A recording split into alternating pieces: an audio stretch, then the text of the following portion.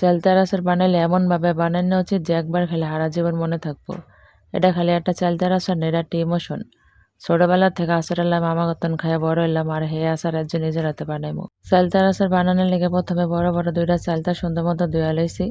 এখন পাতলা পাতলা করে কাইটা লেমু। যতটা সম্ভব পাতলা পাতলা করে কাটতে পারলে বেশি খাইতে মজা হয়। সুন্দর মতন কাইটটা ভালোভাবে 2-3 বার ধুয়া লইছি। ধুয়ে এখন একটু সিদ্ধ করে লেমু।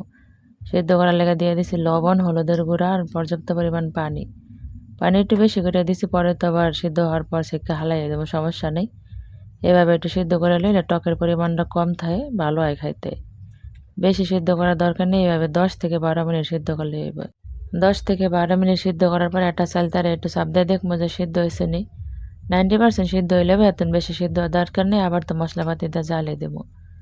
সিদ্ধ করা হয়ে গেলে সুন্দর মতন পানি ছেঁকে লেবো। এখন আর পানি থাকার দরকার নেই, পানি ছেঁকে একলে হুগাই লেবো। চালতাগুলো আর একটু অল্প অল্প ছাঁচা দিলে, যেহেতু আমি একটু মোটা মোটা করে কাটছি, হাত কেটে গেছিলো দেখে ভালো করে পাতলা পাতলা করে কাটতে পারি নাই। পাতলা পাতলা করে কাটলে আর ছাঁচার দরকার হয় না। ওই আর এক পাশে থুয়ে চালতার লেগে মশলাটা রেডি করে লেবো। কতটি শুকনো মরিচ টালিয়া লইছি, আর লগে দিছি পাঁচফোড়ন। পাঁচফোড়ন টালা হয়ে গেলে কতক্ষণ জিরা টালমু। বেশি ভাজা ভাজা করার দরকার নেই, মোটামুটি ভাজলেই হইব। মই এসব মশলাগুলো পাড়ায় আদা ভাঙ্গা করে লই। আপনারা এই ফাঁকে একটা ফলো দিয়ে একটা কমেন্ট করে হালান। বেশি মিহি করার দরকার নেই, আদা ভাঙ্গা করে লই এমো। একটা কড়াইতে হোড়া তেল দিয়ে গরম করে, বেশি তেল লাগে না, অল্প একটু তেল দিলেই হয়। তেলের মধ্যে দিয়ে দেবো 2টা তেজপাতা আর হইছে 2টা শুকনো মরিচ।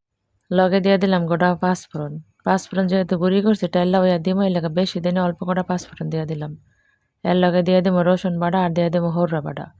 মই সাদা হরা ব্যবহার করছি, আপনারা চাইলে কালা হরা ব্যবহার করতে পারেন, যে কোনো একটা দিলেই হইব। এ দিয়ে সুন্দর মতন ভাজা একটু সময়, তারপর দিয়ে দেবো চালতা। চালতার আচারের অথেন্টিক স্বাদ পাওয়ার লেগে অবশ্যই মিঠাই ব্যবহার করতে হইব। মিঠাই ব্যবহার করলে চালতার আচারের কালারটা অনেক বেশি সুন্দর হয়, দেখতে লাল লাল দেখায়, খাইতেও মজা লাগে বেশি, আর গিরানটাও আহে। আজকে মুই আর মিঠাই দিম না, আজকে মুই বানাবো চিনি দিয়া দিলাম মরিচের গুঁড়া, দিয়া দিলাম অল্প একটু লবণ, যেহেতু সিদ্ধ করার খেলা লবণ দিয়েছি, আর বেশি দেওয়া লাগবো না।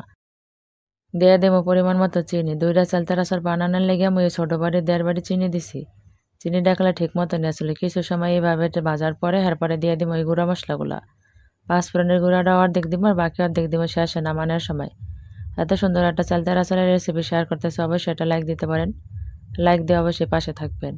চালতার আচারটা যাতে বেশি দিন থাকে আর টকের পরিমাণটা যাতে ব্যালেন্সে থাকে, এর লেখা দিয়ে দিছে কতটুকু সাদা সিরকা।